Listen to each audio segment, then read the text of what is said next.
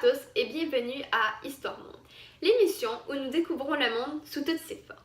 Aujourd'hui, pour une courte entrevue, nous avons l'occasion d'accueillir Carla Johnson, une jeune femme passionnée par l'époque du Précambrien. Alors Carla, dites-moi, comment est venue cette passion pour le Précambrien? La passion est venue très jeune. Je me suis intéressée à la formation de la vie, les premières apparitions, on peut dire tout le commencement.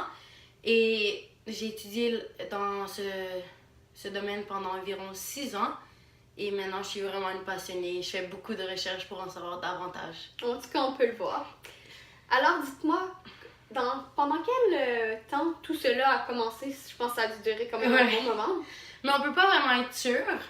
Mais c'est environ, il y a moins 4500 millions d'années à environ moins 1000 millions d'années. Mais on peut pas vraiment être sûr parce que c'est des millions et millions d'années. Mais environ ça. D'accord.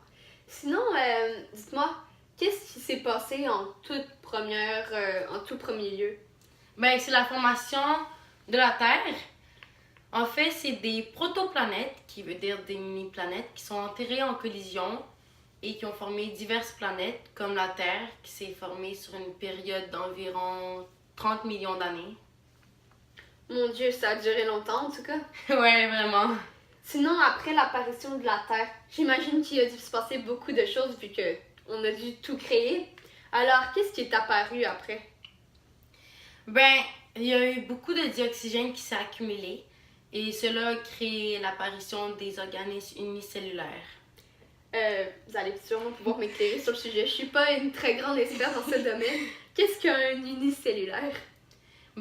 C'est un organisme, comme le dit son nom, qui a seulement une cellule et qui peut se développer et se recréer dans divers milieux, même sans oxygène, et on comprend pas pourquoi encore et comment. En fait, un peu comme une bactérie. Exactement, et même qu'il y a des bactéries qui sont des organismes unicellulaires. Oh mon Dieu, d'accord. Je m'aurais jamais imaginé tout cela. Sinon, est-ce qu'il y a eu d'autres formes de vie qui ont apparu pendant le Précambrien? Les autres formes de vie ont plus apparu sur une autre époque qui est le Paléozoïque, et ça, je pourrais vous en dire un peu, mais c'est pas vraiment mon domaine. D'accord. Alors, merci d'être venu.